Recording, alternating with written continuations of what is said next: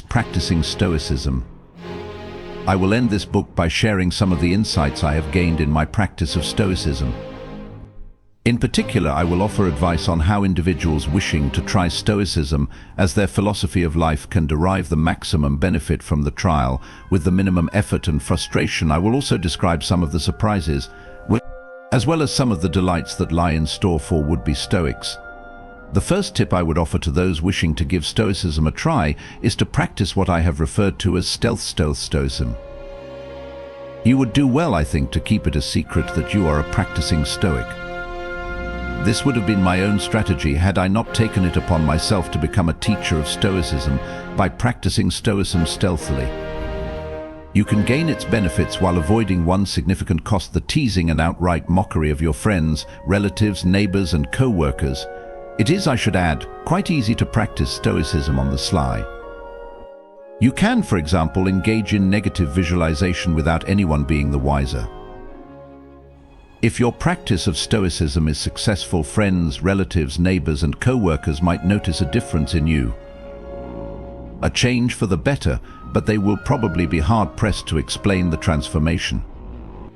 If they come to you perplexed and ask what your secret is, you might choose to reveal the sordid truth to them that you are a closet Stoic.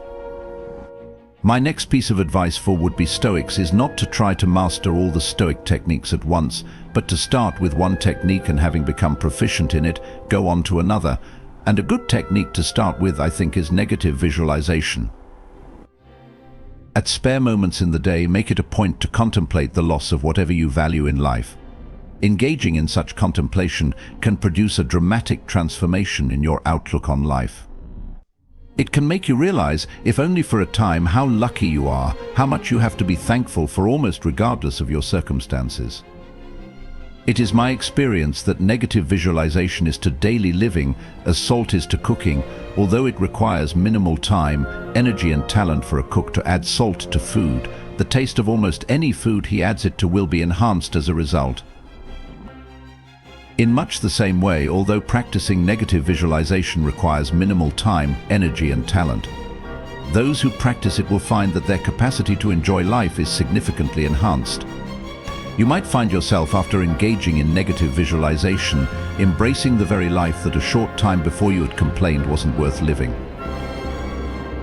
One thing I have discovered, though, in my practice of Stoicism is that it is easy to forget to engage in negative visualization and, as a result, to go for days or even weeks without having visualized.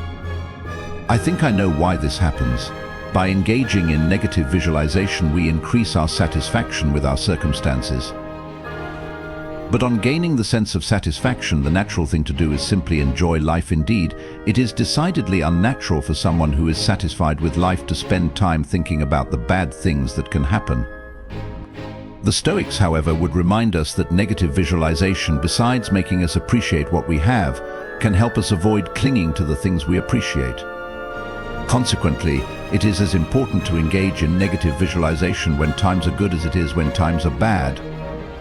I tried making it my practice to engage in negative visualization each night at bedtime as a part of the bedtime meditation described back in chapter 8. But the experiment failed. My problem is that I tend to fall asleep remarkably fast after my head hits the pillow. There simply isn't time to visualize.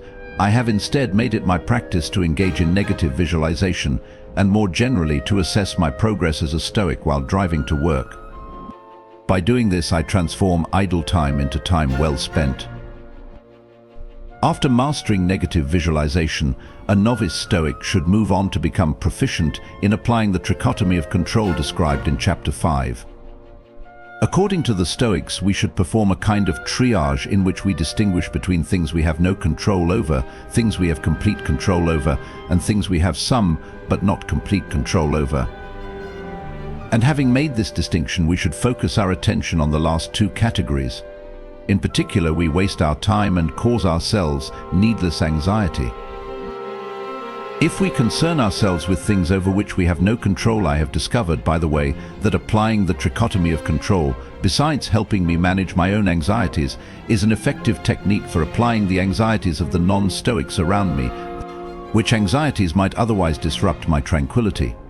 When relatives and friends share with me the sources of anxiety in their lives, it often turns out that the things they are worried about are beyond their control. My response to such cases is to point this out to them.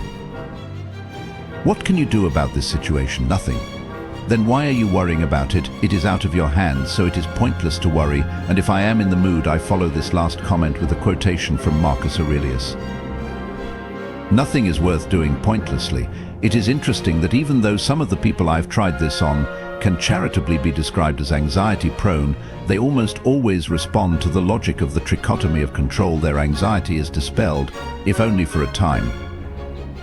As a Stoic novice, you will want, as part of becoming proficient in applying the trichotomy of control, to practice internalizing your goals instead of having winning a tennis match as your goal.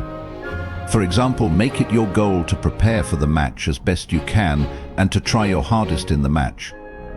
By routinely internalizing your goals, you can reduce, but probably not eliminate, what would otherwise be a significant source of distress in your life. The feeling that you have failed to accomplish some goal in your practice of Stoicism you will also want, in conjunction with applying the trichotomy of control, to become a psychological fatalist about the past and the present, but not about the future. Although you will be willing to think about the past and present in order to learn things that can help you better deal with the obstacles to tranquility thrown your way in the future, you will refuse to spend time engaging in, if only, thoughts about the past and present. You will realize that inasmuch as the past and present cannot be changed, it is pointless to wish they could be different. You will do your best to accept the past, whatever it might have been, and to embrace the present, whatever it might be. Other people, as we have seen, are the enemy and our battle for tranquility. It was for this reason that the Stoics spent time developing strategies for dealing with this enemy, and in particular, strategies for dealing with the insults of those with whom we associate. One of the most interesting developments in my practice of Stoicism has been my transformation from someone who dreaded insults into an insult connoisseur. For one thing, I have become a collector of insults. On being insulted, I analyzed and categorized the insult. For another thing, I look forward to being insulted inasmuch as it affords me the opportunity to perfect my insult game. I know this sounds strange, but one consequence of the practice of Stoicism is that one seeks opportunities to put Stoic techniques to work. I will have more to say about this phenomenon below. One of the things that makes insults difficult to deal with is that they generally come as surprises. You are calmly chatting with someone when he says something that, although it might not have been intended as an insult, can easily be construed as one. Recently, for example, I was talking to a colleague about a book he was writing. He said that in this book he was going to comment on some political material I had published. I was delighted that he was aware of my work and was going to mention it. But then came the put-down. "I'm trying to decide," he said, "whether in my response to what you have written, I should categorize you as evil or merely misguided." I realize that such comments are to be expected from academics. We are a pathetically contentious lot. We want others not only to be aware of our work, but to admire it, and better still, to defer to the conclusions we have drawn. The problem is that our colleagues seek the same admiration and deference from us. Something has to give, and as a result, on campuses everywhere, academics routinely engage in verbal fisticuffs. Put-downs are commonplace and insults fly. In my pre-Stoic days, I would have felt the sting of this insult and probably would have gotten angry. I would have vigorously defended my work and would have done my best to unleash a counter-insult.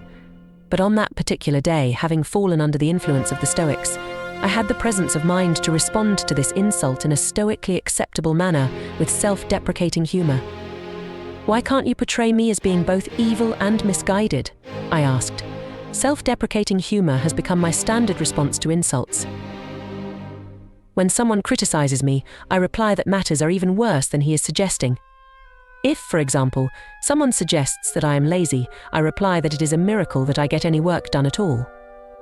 If someone accuses me of having a big ego, I reply that on most days it is noon before I become aware that anyone else inhabits the planet. Such responses may seem counterproductive, since in offering them I am in a sense validating the insulter's criticisms of me. But by offering such responses, I make it clear to the insulter that I have enough confidence in who I am to be impervious to his insults. For me, they are a laughing matter. Furthermore, By refusing to play the insult game, by refusing to respond to an insult with a counter-insult, I make it clear that I regard myself as being above such behavior. My refusal to play the insult game will likely irritate the insulter more than a counter-insult would. One of the worst things we can do when other people annoy us is get angry. The anger will, after all, be a major obstacle to our tranquility. The Stoics realized that anger is anti-joy and that it can ruin our life if we let it. In the course of observing my emotions, I have paid careful attention to anger and as a result have discovered a few things about it. To begin with, I have become fully aware of the extent to which anger has a life of its own within me. It can lie dormant like a virus, only to revive and make me miserable when I least expect it.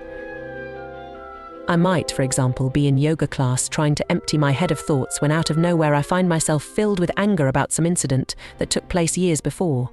Furthermore, I have drawn the conclusion that Seneca was mistaken in suggesting that there is no pleasure in experiencing anger.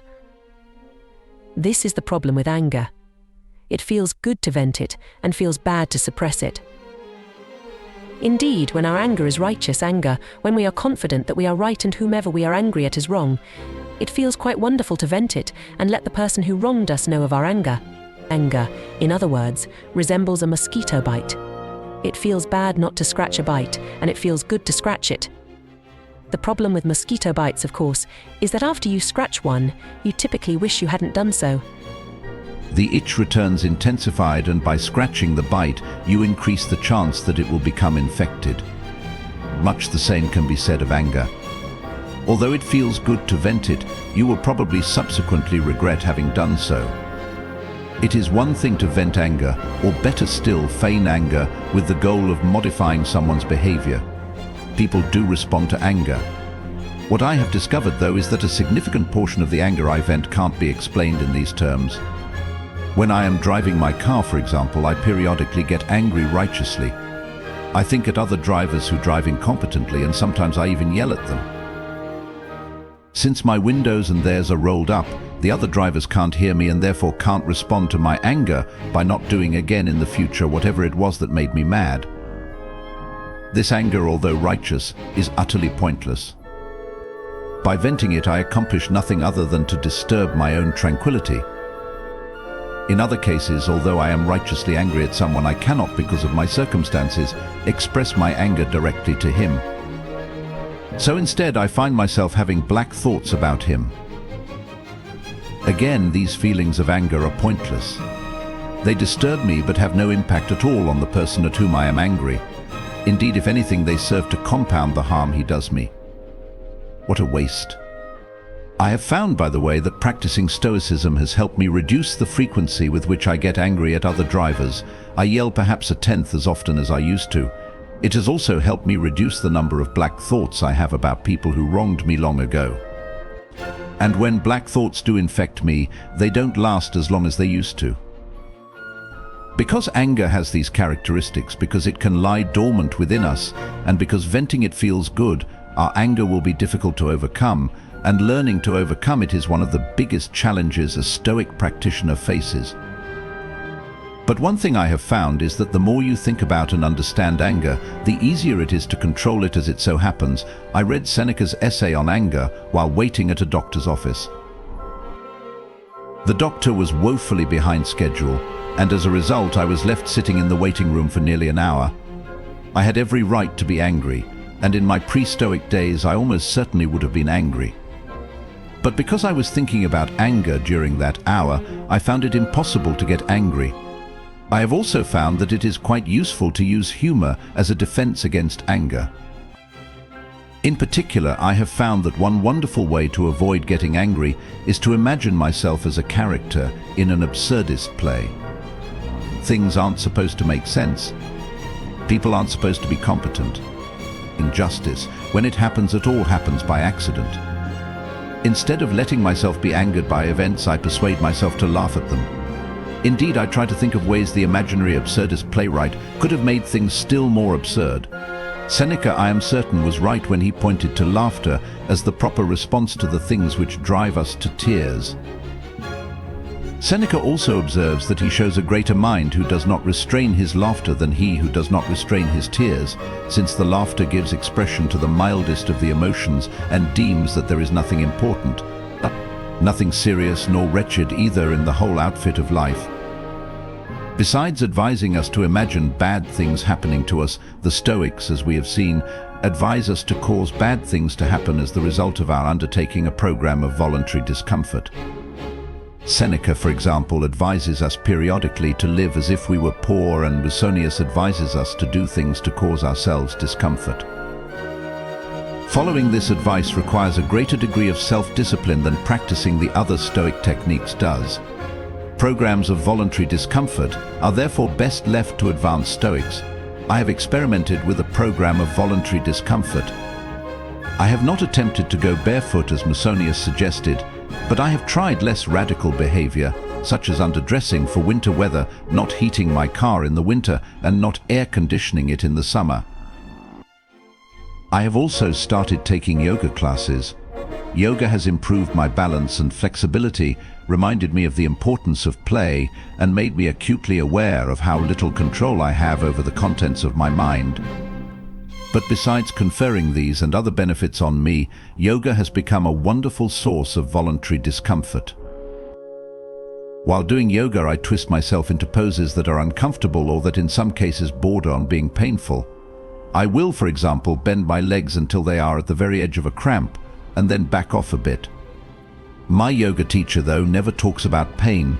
Instead, she talks about poses giving rise to too much sensation. She has taught me how to breathe into the place that hurts, which of course is physiologically impossible if what I am experiencing is, say, a leg cramp. And yet the technique undeniably works. Another source of discomfort, and admittedly of entertainment and delight as well, is rowing. Shortly after I began practicing Stoicism, I learned to row a racing shell and have since started racing competitively. We rowers are exposed to heat and humidity in the summer, and to cold, wind, and sometimes even snow in the spring and fall. We are periodically splashed unceremoniously with water. We develop blisters and then calluses.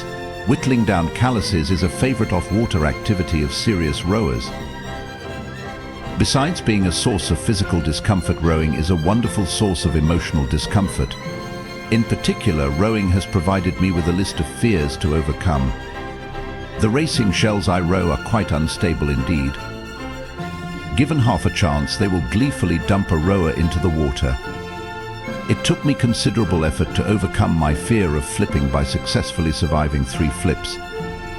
From there I went on to work through other fears, including a fear of rowing in the pre-dawn darkness, a fear of pushing off from the dock while standing up in the boat, and a fear of being out in the middle of a lake hundreds of yards from the nearest shore in a tiny boat that has thrice betrayed me. Whenever you undertake an activity in which public failure is a possibility, you are likely to experience butterflies in your stomach.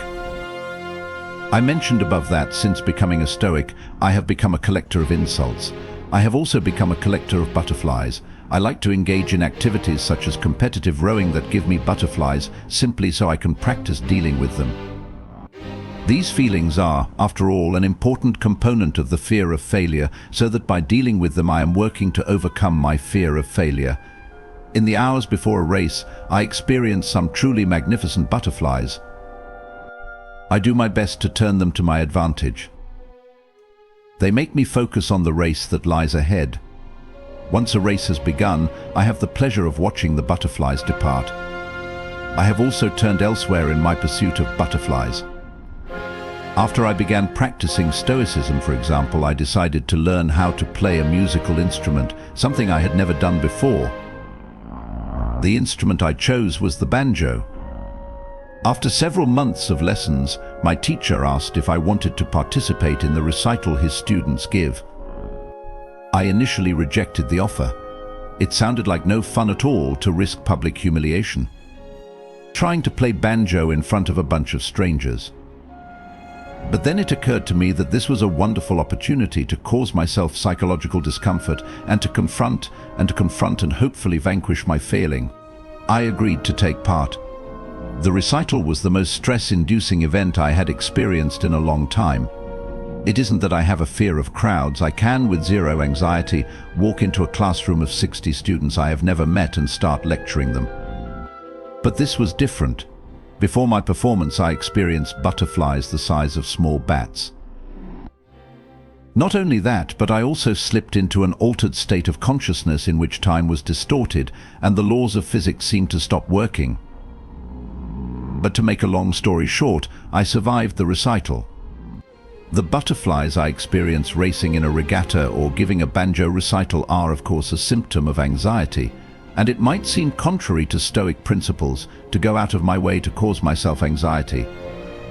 Indeed, if a goal of Stoicism is the attainment of tranquility, shouldn't I go out of my way to avoid anxiety-inducing activities? Shouldn't I, rather than collecting butterflies, flee from them? Not at all. In causing myself anxiety by, for example, giving a banjo recital, I have precluded much future anxiety in my life. Now, when faced with a new challenge, I have a wonderful bit of reasoning I can use. Compared to the banjo recital, this new challenge is nothing. I survived that challenge, so surely I will survive this one. By taking part in the recital. In other words, I immunize myself against a fair amount of future anxiety.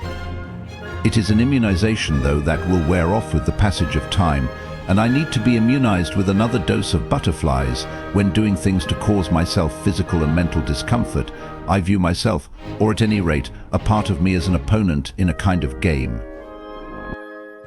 This opponent, my other self, as it were, is on evolutionary autopilot. He wants nothing more than to be comfortable and to take advantage of whatever opportunities for pleasure present themselves. My other self lacks self-discipline.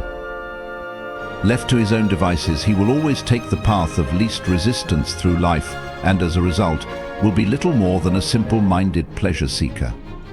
He is also a coward. My other self is not my friend. To the contrary, he is best regarded, in the words of Epictetus, as an enemy lying in wait to win points in the contest with my other self. I must establish my dominance over him. To do this, I must cause him to experience discomfort he could easily have avoided, and I must prevent him from experiencing the pleasures he might otherwise have enjoyed. When he is scared of doing something, I must force him to confront his fears and overcome them. Why play this game against my other self? In part to gain self-discipline. And why is self-discipline worth possessing? Because those who possess it have the ability to determine what they do with their life.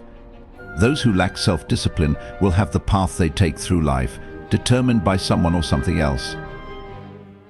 And as a result, there is a very real danger that they will live. Playing the game against my other self also helps me build character.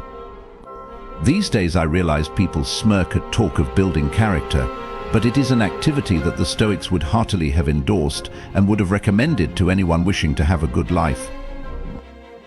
One other reason for playing the game against my other self is that it is somewhat surprisingly fun to do. It is quite enjoyable to win a point in this game by, for example, successfully overcoming a fear. The Stoics realized as much.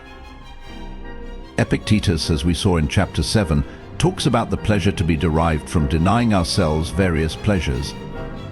Along similar lines, Seneca reminds us that even though it may be unpleasant to endure something, we will, on successfully enduring it, be pleased with ourselves.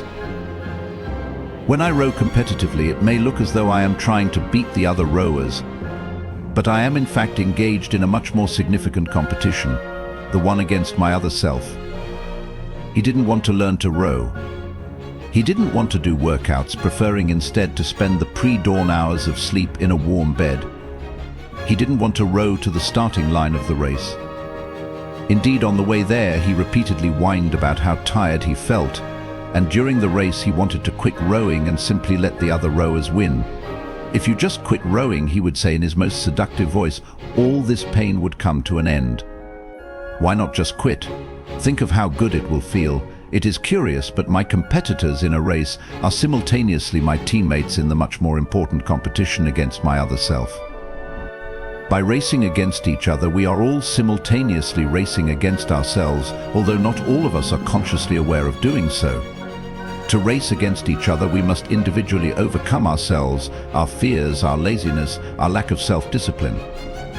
And it is entirely possible for someone to lose the competition against the other rowers, indeed to come in last, but in the process of doing so, to have triumphed in the competition against his other self.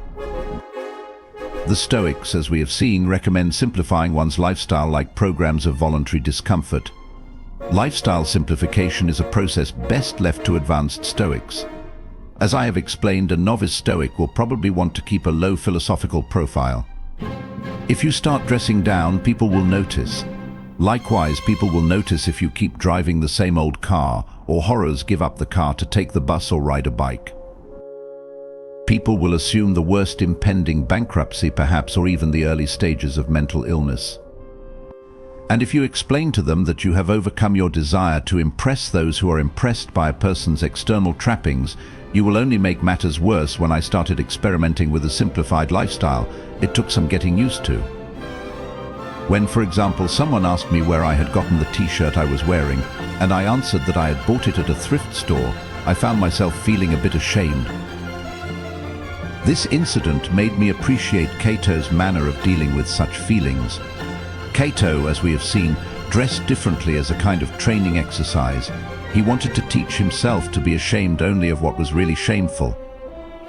He therefore went out of his way to do things that would trigger inappropriate feelings of shame and himself, simply so he could practice overcoming such feelings. I have lately been trying to emulate Cato in this respect. Since becoming a Stoic, my desires have changed dramatically. I no longer want many of the things I once took to be essential for proper living. I used to dress nattily, but my wardrobe has lately become what can best be described as utilitarian. I have one tie and one sport coat that I can don if required. Fortunately, they are rarely required. I used to long for a new car, but when my 16-year-old car recently died, I replaced it with a 9-year-old car, something that a decade ago I could not have imagined myself doing. The new car, by the way, has two things that my old car lacked: a cup holder and a working radio. What joy! There was a time when I would have understood why someone would want to own a Rolex watch. Now, such behavior puzzles me. I used to have less money than I knew what to do with. This is no longer the case, in large part because I want so few of the things that money can buy. I read that many of my fellow Americans are in deep financial trouble. They have an unfortunate tendency to use up all the credit that is available to them, and when this doesn't satisfy their craving for consumer goods to keep spending anyway, many of these individuals, one suspects, would be affluent rather than bankrupt, and far happier as well. If only they had developed their capacity to enjoy life's simple pleasures. I have become dysfunctional as a consumer. When I go to a mall, for example, I don't buy things. Instead, I look around me and am astonished by all the things for sale that I not only don't need, but can't imagine myself wanting. My only entertainment at a mall is to watch the other mall goers. Most of them, I suspect, come to the mall not because there is something specific that they need to buy. Rather, they come in the hope that doing so will trigger a desire for something that before going to the mall they didn't want. It might be a desire for a cashmere sweater, a set of socket wrenches, or the latest cell phone. Why go out of their way to trigger a desire? Because if they trigger one, they can enjoy the rush that comes when they extinguish that desire by buying its object. It is a rush, of course, that has as little to do with their long-term happiness as taking a hit of heroin has to do with the long-term happiness of a heroin addict. Having said this, I should add that the reason I have so few consumer desires is not because I consciously fight their formation. To the contrary, such desires have simply stopped popping into my head. Or at any rate, they don't pop nearly as often as they used to. In other words, my ability to form desires for consumer goods seems to have atrophied. What brought about this state of affairs? The profound realization, thanks to the practice of Stoicism, that acquiring the things that those in my social circle typically crave and work hard to afford will, in the long run, make zero difference in how happy I am and will in no way contribute to my having a good life. In particular, were I to acquire a new car, a fine wardrobe, a Rolex watch and a bigger house, I am convinced that I would experience no more joy than I presently do, and might even experience less. As a consumer, I seem to have crossed some kind of great divide. It seems unlikely that, having crossed it, I will ever be able to return to the mindless consumerism that I once found to be so entertaining. Let me now describe a surprising side effect of the practice of Stoicism. As a Stoic, you will constantly be preparing yourself for hardship by, for example, engaging in negative visualization or voluntarily causing yourself discomfort. If hardship doesn't follow, it is possible for a curious kind of disappointment to set in. You might find yourself wishing that your Stoicism would be put to the test, so you can see whether you in fact possess the skills that hardship management that you have worked to acquire. You are, in other words, like a firefighter who has practiced his firefighting skills for years, but has never been called on to put out an actual fire. Or like a football player who, despite diligently practicing all season long, has never been put in a game. Along these lines, the historian Paul Vine has commented that if we attempt to practice Stoicism, a calm life is actually disquieting because we are unaware of whether we would remain strong in the face of a tempest. Likewise, according to Seneca, when someone attempts to harm a wise man, he might actually welcome the attempt, since the injuries can't hurt him but can help him so far. Is he from shrinking from the buffetings of circumstances or of men that he counts even injury profitable? For through it he finds a means of putting himself to the proof and makes trial of his virtue. Seneca also suggests that a Stoic might welcome death inasmuch as it represents the ultimate test of his Stoicism. Although I have not been practicing Stoicism for very long, I have discovered in myself a desire to have my Stoicism tested. I already mentioned my desire to be insulted. I want to see whether I will respond to insults in a stoically appropriate manner. I have likewise gone out of my way to put myself into situations that test my courage and willpower, in part to see whether I can pass such tests. And while I was writing this book, an incident took place that gave me a deeper understanding of the Stoics' desire to have their Stoicism tested. The incident in question began when I noticed flashes of light along the periphery of my visual field. Whenever I blinked my eyes in a dark room, I went to my eye doctor and was informed that I had a torn retina, and that to prevent my retina from detaching, I should undergo laser surgery. The nurse who prepared me for the surgery explained that the doctor would repeatedly zap my retina with a high-powered laser beam. She asked whether I had ever seen a light show, and said that what I was about to witness was a spectacle far more splendid than that. The doctor then entered the room and started zapping me. The first pops of light were indeed intense and beautiful. But then something unexpected happened. I stopped seeing the bursts of light. I could still hear the laser popping, but saw nothing. Indeed, when the laser was finally turned off, all I could see through the eye that had been operated on was a purple blob that covered my entire visual field. It occurred to me that something might have gone wrong during the surgery. Perhaps the laser had malfunctioned and that I might as a result now be blind in one eye. This thought was unsettling, to be sure, but after having it, I detected in myself another wholly unexpected thought. I found myself reflecting on how I would respond to being blind in one eye in particular. Would I be able to deal with it in proper Stoic fashion? I was, in other words, responding to the possible loss of sight in an eye by sizing up the Stoic test potential of such a loss. This response probably seemed strange to you, it seemed, and still seems strange to me as well.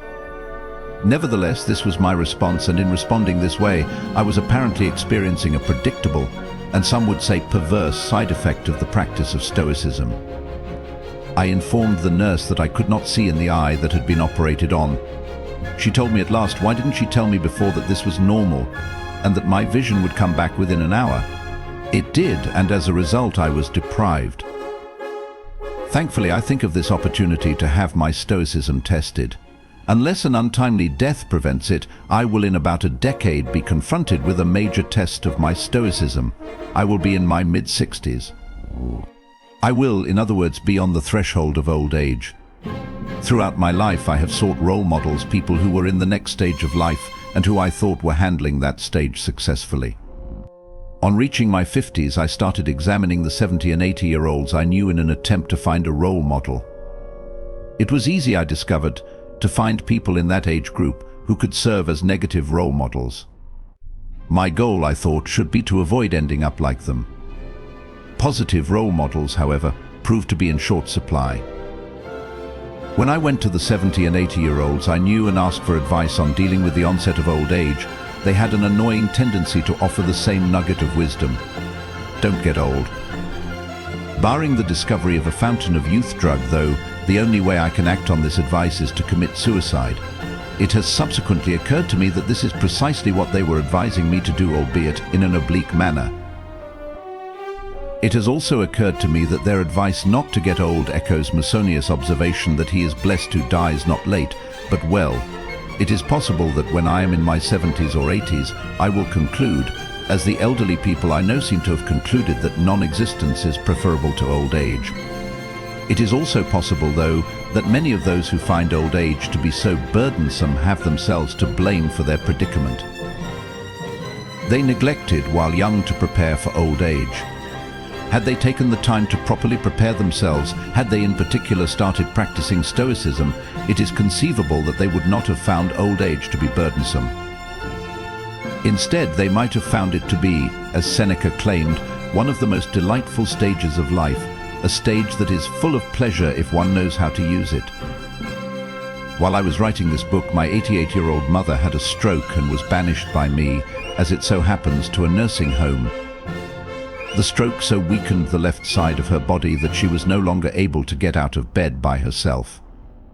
Not only that, but her ability to swallow was compromised, making it dangerous for her to eat regular foods and drink regular liquids, which might go down her windpipe and trigger a potentially fatal bout of pneumonia.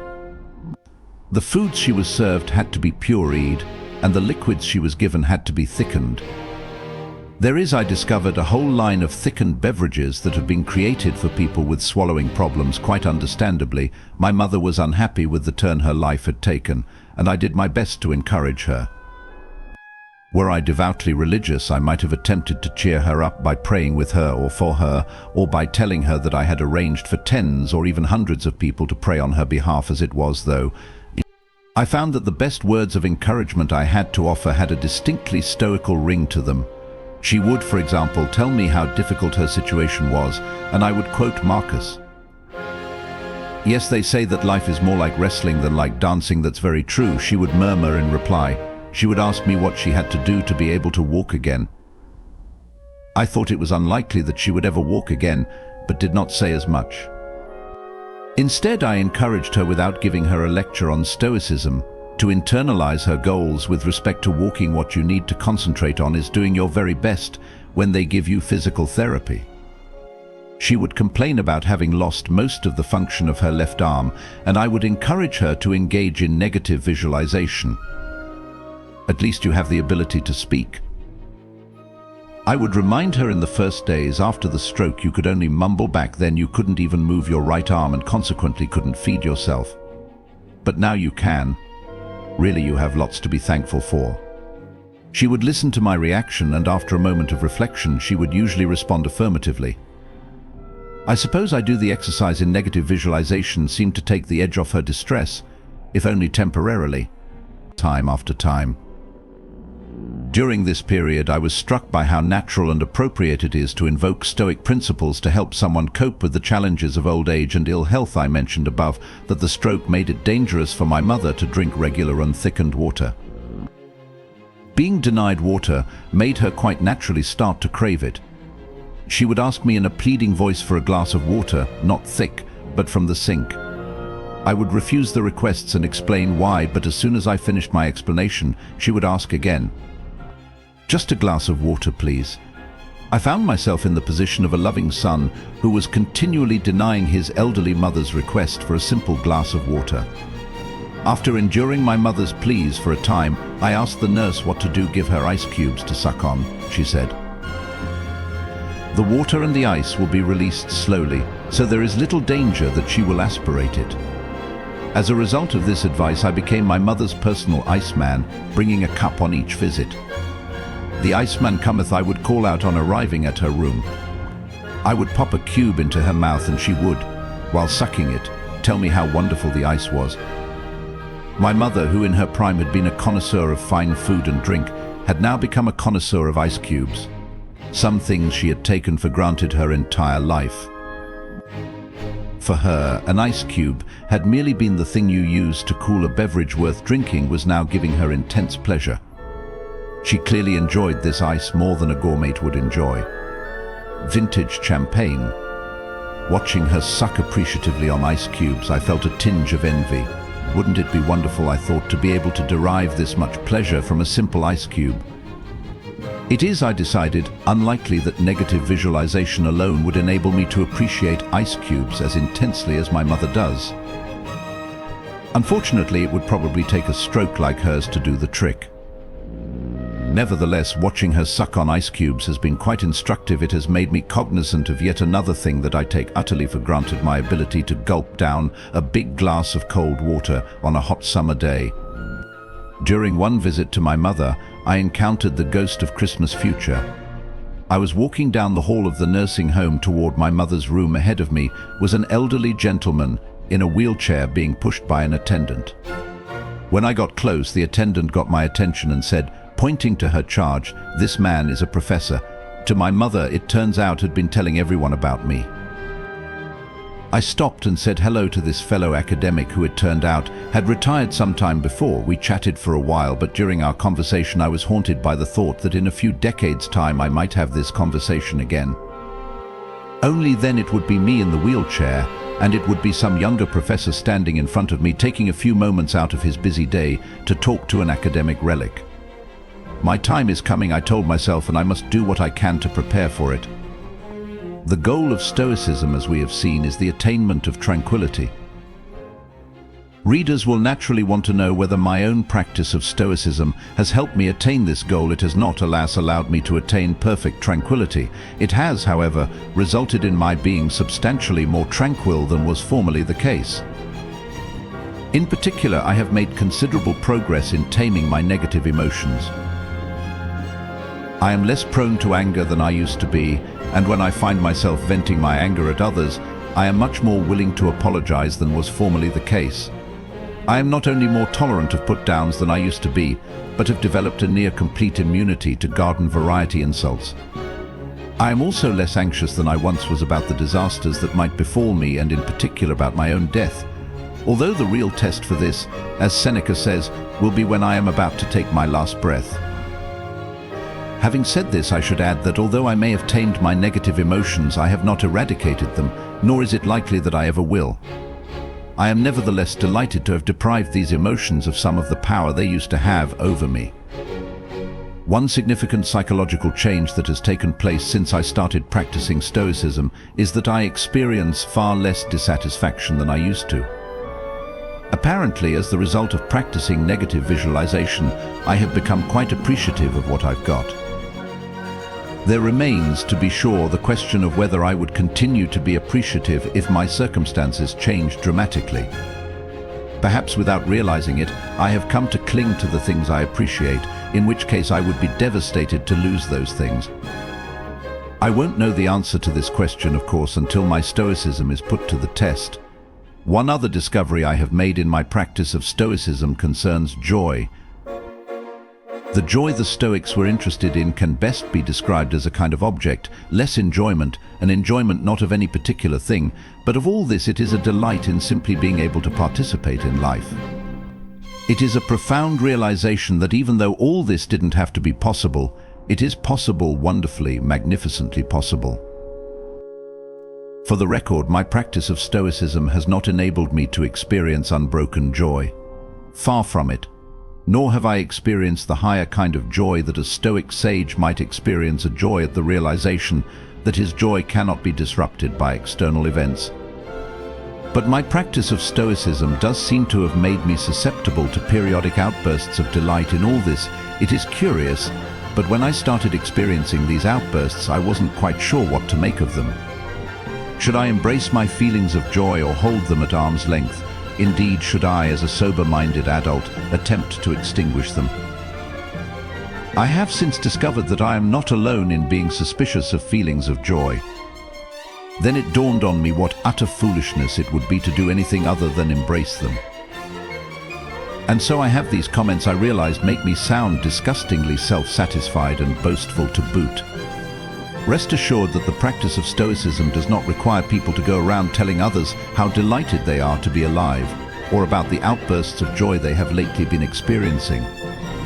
Indeed, the Stoics doubtless would have discouraged this sort of thing. Why, then, am I telling you about my state of mind? Because it answers the question you naturally have. Does Stoicism deliver the psychological goods it promises us? In my case, it did to a more than satisfactory extent. Having made this point, though, I will in the future do my best to be admirably modest in any public assessments I offer regarding my state of mind. Although I am a practicing Stoic, let me confess in these closing paragraphs that I have some misgivings about the philosophy. According to the Stoics, if I seek tranquility, I need to give up other goals that someone in my circumstances might have, such as to own an expensive late-model car or to live in $1 million home. But what if everyone else is right and the Stoics are wrong? There is a chance that I will someday look back on what I will then term my Stoic phase and be both baffled and dismayed. What was I thinking? I will ask myself if only I could have those years back. I am not the only Stoic to harbor such doubts. In his essay on tranquility, for example, Seneca has an imaginary conversation with Serenus, a Stoic with misgivings about Stoicism. When Serenus has been among people with normal values, for example, after he has dined in a house where one even treads on precious stones and riches are scattered about in every corner, he discovers within himself a secret sting and the doubt whether the other life is not better. The above comments make it clear that I too have felt this secret sting. It doesn't help that those who think fame and fortune are more valuable than tranquility vastly outnumber those who, like myself, think tranquility is more valuable. Can all these other people be mistaken? Surely I am the one making the mistake. At the same time, I know, thanks to my research on desire, that almost without exception, the philosophers and religious thinkers who have contemplated life and the way people normally live it have come to the conclusion that it is the vast majority of people who are making a mistake in their manner of living. These thinkers have also tended to gravitate toward tranquility as something very much worth pursuing, although many of them disagreed with the Stoics on how best to pursue it. When I start having second thoughts about Stoicism, my current practice is to recall that we live in a world in which certainty is possible only in mathematics. We live, in other words, in a world in which no matter what you do, you might be making a mistake. This means that although it is true that I might be making a mistake by practicing Stoicism, I might also be making a mistake if I reject Stoicism in favor of some other philosophy of life, and I think the biggest mistake, the one made by a huge number of people, is to have no philosophy of life at all. These people feel their way through life by following the promptings of their evolutionary programming, by assiduously seeking out what feels good and avoiding what feels bad. By doing this, they might have a comfortable life or even a life filled with pleasure. The question remains, however, whether they could have a better life by turning their back on their evolutionary programming and instead devoting time and energy to acquiring a philosophy of life, according to the Stoics. The answer to this question is that a better life is possible, one containing perhaps less comfort and pleasure, but considerably more joy. I suspect that in coming decades, should I live that long, whatever doubts I may have had about Stoicism will fall by the wayside as the aging process takes its toll. Stoic techniques can improve a life when times are good, but it is when times are bad that the efficacy of these techniques becomes most apparent. If I find Stoicism to be beneficial in my 6th decade of life, I am likely to find it to be indispensable in my 8th or 9th decade. Unless I am an unusual person, my biggest tests in life lie ahead. I will, I think, be glad to have developed an understanding and appreciation of Stoicism before these tests are administered. It would be nice to have a proof that Stoicism or some other philosophy of life is the correct philosophy. Unfortunately, the proof offered by the Stoics is unconvincing, and an alternative proof is unlikely to be forthcoming.